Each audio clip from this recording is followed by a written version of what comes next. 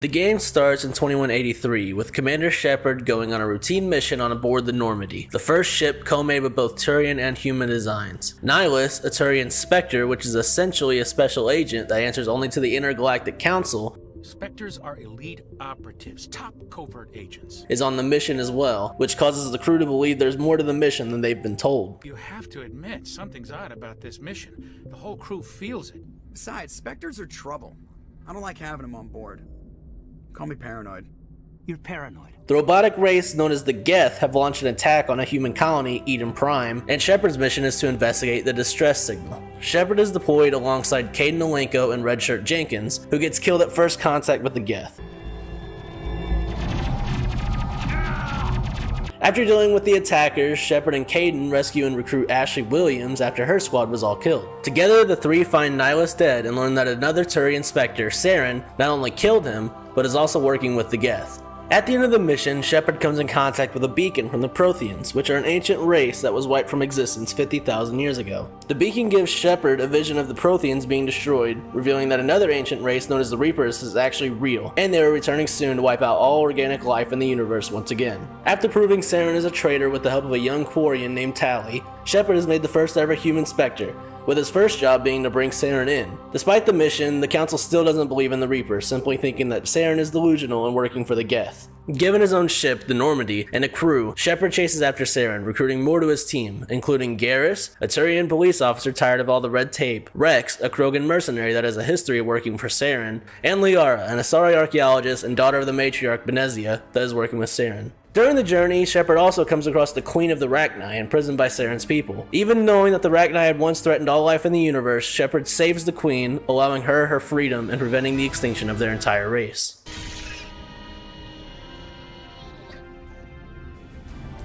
After finding and killing Liara's mother, they learn that her and Saren are both indoctrinated by the Reaper known as Saren, who also happens to be the ship Saren is traveling in. Getting a lead from the Council, they track Saren onto Vermeer, where he's planning to make a false cure for the genophage and clone an entire army of pure Krogan. Side note, the genophage is a virus created by the Solarians to prevent the Krogan from mass breeding and taking over the galaxy, but it's much harsher and has essentially caused the Krogan to become an endangered species. After convincing Rex that it's a bad idea, Alright, Shepard. You've made your point. I don't like this, but I trust you enough to follow your lead. Shepard fights off Saren and is able to have a talk with Sovereign. You exist because we allow it, and you will end because we demand it. Afterwards, Shepard is able to destroy the facility, but has to leave a crew member behind. Caden stays behind, defending the bomb and ensuring it goes off as Shepard and the crew are able to get away safely. After all their losses, during a final desperate run, Shepard and his crew, with the help of Captain Anderson, chase after Saren, finding him on Ilos, a Prothean planet. Before landing, Shepard and Liara hook up, of course. On Ilos, Shepard talks to a Prothean AI and learns how they were wiped out and that the Reapers have repeated this process many times, with the limit finally at hand for this generation. Luckily, the last of the Protheans had discovered that the Citadel was the key to controlling all the mass relays in the universe. With their dying breaths, the Protheans were able to sabotage it to give the future generations a longer chance to stop the Reapers. Saren is going to use the Citadel to open the relays back to the dark space and allow the Reapers to return. In a race against time, Shepard rushes to the Citadel. Hang on, things are gonna get a little rough.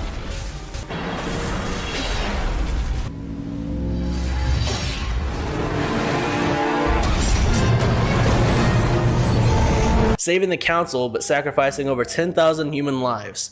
Commander, we're picking up reinforcements. It's the Alliance. Thank the goddess.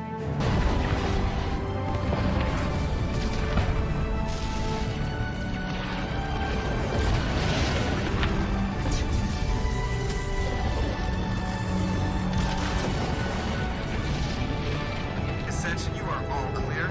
Repeat, you are all clear. During the battle, the races all unite, defeating Sovereign and giving Shepard the chance to finally stop Saren. Goodbye, Shepard. Thank you.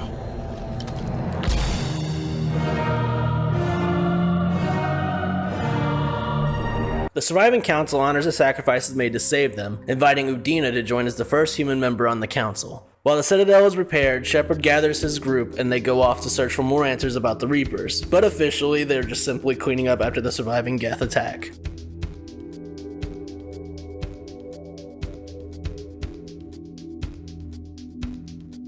Sometime after the first game, Shepard and his crew are attacked by the Collectors, an insectoid species hardly known by many. The Normandy is destroyed and the crew is scattered. Shepard forces Joker, his pilot, into an escape pod before getting shot into space, dying and falling into a mysterious planet. 2 years later, Shepard wakes up in a facility under attack. While defending against the mechs, he talks with a woman named Miranda over the intercoms. He eventually regroups with Miranda and Jacob, who reveal themselves to be working for Cerberus, a notorious pro-human terrorist group. Shepard learns that he was brought back to life by Cerberus under the Lazarus Project, which cost billions of dollars and replaced much of Shepard's organs with cybernetics, as the elusive man believes Shepard to be the only person capable of saving humanity. If we lose Shepard, humanity might well follow.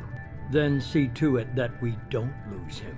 Once off the facility, Shepard meets the leader of Cerberus, the elusive man, who explains that the Collectors are kidnapping human colonists and that the Council is doing nothing about it. He also suspects that the Reapers are involved, which prompts Shepard to temporarily join forces. Cerberus is able to provide Shepard a new ship, the Normandy S2, a new crew involving engineers Ken and Gabby, an AI named Edie, a secretary named Kelly, and Joker back as his pilot. Together, they're all tasked with investigating the human colonies and assembling a crew to go on a suicide mission into the Omega-4 relay, a place where no man has returned, and more importantly, where the Collectors seemingly come from. Along the journey, Shepard recruits Garrus, his old pal, now turned vigilante after having his own crew betrayed and killed, Tali, now an adult with her own mission, Samara, and Asari Justicar, Tell me what I need to know, and I will be gone from here. Thane, a dying Drell assassin, Morden, a Solarian scientist that had helped create the genophage, Jack, a psychotic biotic human, Zaid, a human merc DLC, Kasumi, a well-known human thief, and Grunt, a lab-drone pure Krogan. Shepard also runs into familiar faces as well, helping Liara become the new Shadow Broker, watching Rex now lead over the Krogans on Tuchanka, and pissing Ashley off because of bad rides. She really doesn't trust Cerberus. The investigations lead the crew to a vacant Collector ship, the same one that had actually killed Shepard in the beginning. But while on board, they learned that the Collectors were actually mutated Protheans turned into slaves by the Reapers. They also learned that the elusive man has used them as bait, and the Collector ship begins to come online. This was a trap. Luckily, everybody makes it off the ship and they escape. After chewing the elusive man out, the crew goes on another series of missions involving upgrading the Normandy and bonding with the new team. Their investigations also lead them into finding a friendly Geth named Legion on board a strange vessel. Shepard Commander. And get a Reaper IFF, a way to disguise the ship and pass through the Omega-4 relay. That doesn't explain why you used my armor to fix yourself. There was a hole. After Shepard's crew gets ambushed while the squad is away on a mission and taken by the Collectors, they all agree to take the trip to the relay. They make it through and destroy the Collector ship from before, but the Normandy crash lands on the Collector's base. Thinking they're all going to die anyway, the crew is rallied by Shepard and they all head inside, fighting through waves of the Collectors and eventually finding the old crew and saving them. As the team continues to press on, Joker and the old crew work to repair the Normandy. Inside the base, the team discovers the skeleton of a human Reaper, with tubes pumping the remains of the human colonists inside of it. Despite the elusive man's protests to use the abomination against the Reapers, Shepard and the team agree to destroy it. I gave you an order, Miranda. I noticed. Consider this my resignation. After destroying the Reaper and severing ties with the elusive man, the crew destroys the base and escapes.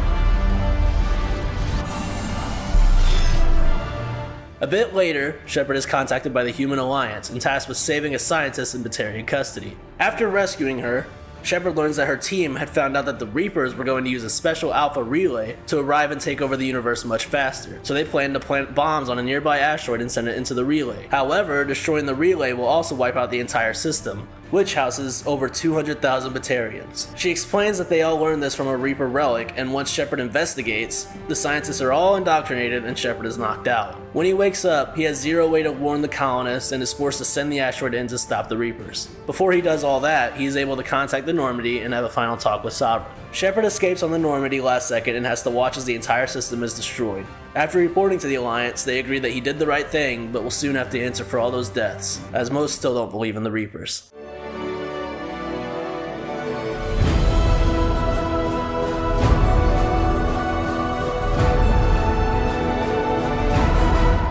The game starts with Shepard being released from custody, with the Reapers beginning to invade the universe. The Reapers begin invading Earth, and Shepard is able to make it off the planet with Ashley and newcomer James Vega on the Normandy, while Anderson stays on Earth to help defend it. Shepard is tasked with convincing the Council to send in the army. Shepard is able to stop at Mars first, reunited with Liara, who's discovered a way to potentially stop the Reapers. While there, they find Cerberus attacking the scientists, as they plan to actually use the info to take control of the Reapers instead of destroying them. Liara explains to Shepard that the Protheans were creating a weapon, dubbed the Crucible, to stop the Reapers, but they were killed before they could finish it. She's able to recover all the blueprints for said weapon, but they're missing one last component, dubbed the Catalyst. As they leave Mars, Ashley is hurt saving Liara from a robotic Cerberus agent. At the Citadel, Ashley is put into a coma, and the Council once again refuses to help Shepard, deciding to bolster their forces and prepare their own people for the Reapers. The Turian Council, however, is willing to join Shepard in making a war summit if he goes to the Turian homeworld and gets the Turian Primarch out of there. The crew saves Primarch Victus, and they also recruit Garrus back into their ranks. Once back on the Normandy, they begin to form a summit of all the races and eventually start work on the Crucible. The crew gets Rex and the Salarian Dallatraz to join the summit, and Rex demands a cure to the Genophage for their support, revealing that the Salarians have been holding female Krogans that were immune to the Genophage in their prisons. Shepard agrees to the request, and it's revealed that Mordin was the one that revealed the truth to Rex, and with his help, had to be me. Someone else might have gotten it wrong. They're able to save the last immune female and make a cure for the Genophage using her blood. But Mordin has to sacrifice himself in the process.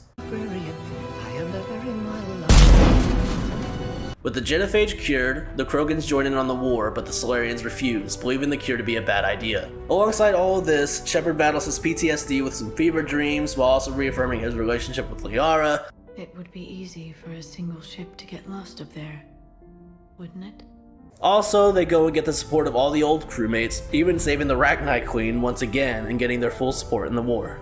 Now, the Salarian Dallatraz calls Shepard saying that she has very delicate information, but the Citadel gets attacked by Cerberus. During the Citadel attack, Thane shows up but gets killed by a Cerberus assassin, Kai Lang, after saving the Salarian Dallatraz. Shepard is also able to save the Council and stop the attack after it's revealed that the human counselor, Udina, was working with Cerberus. He's killed by Ashley, who rejoins the crew now as another human Spectre. Shepard is then tasked by the Alliance to get the aid of the Quarians to finish development of the Crucible. After a series of missions involving both Tali and Legion, Shepard slowly learns the history of the Geth. Shepard is able to sever the link between the Geth and the Reapers through Legion's sacrifice, gaining both alliances and also recruiting Tali as another companion once again. After learning of an artifact, Shepard and the crew travels to Thessia, the Asari home planet. While it's under siege, they discover another Prothean beacon with an AI, but before it can help them, Kai Lang ambushes Shepard, stealing the AI and escaping. With heavy losses, Shepard is forced to leave the planet to its fate and retreat. Down but not out, Shepard's new assistant, Trainer, is able to find the Cerberus home base, so the crew launches a desperate attack. On the base, they learn from the Prothean AI that the Catalyst is actually the Citadel and is already approaching the Earth. Shepard is also able to finally kill Kai Lang, avenging Thane. That was for Thane, you son of a bitch. Knowing about the Catalyst, the War Summit travels with the Crucible to Earth, splitting their forces between defending it, while those on the ground rush into the Citadel and open its arms, allowing the Crucible to dock it and activate. On Earth, only Shepard and Anderson are able to make it inside the Citadel, and Anderson is immediately killed by the Elusive Man, who has been indoctrinated. Shepard is able to convince him to kill himself, and after some last words from Anderson, Shepard opens the Citadel arms. I'm proud of you. When the Crucible doesn't activate, Shepard is approached by the real Catalyst, a piece of the Citadel and a parent speaker for the Reapers. Shepard learns the truth behind why the Reapers wipe out all life every 50,000 years. It's better to just assume that it's a good reason for your own sake, but they realize that their solution won't work anymore, seeing that organics were able to nearly stop them this time. Since Shepard is the one that made it this far, they leave it to him to decide the fate of the universe. He can choose to control the Reapers, turning himself into a synthetic, or he can destroy. Shepard uses the last of his strength to finally destroy the Reapers, which also kills all synthetic life, including EDI and the Geth, and all the mass relays.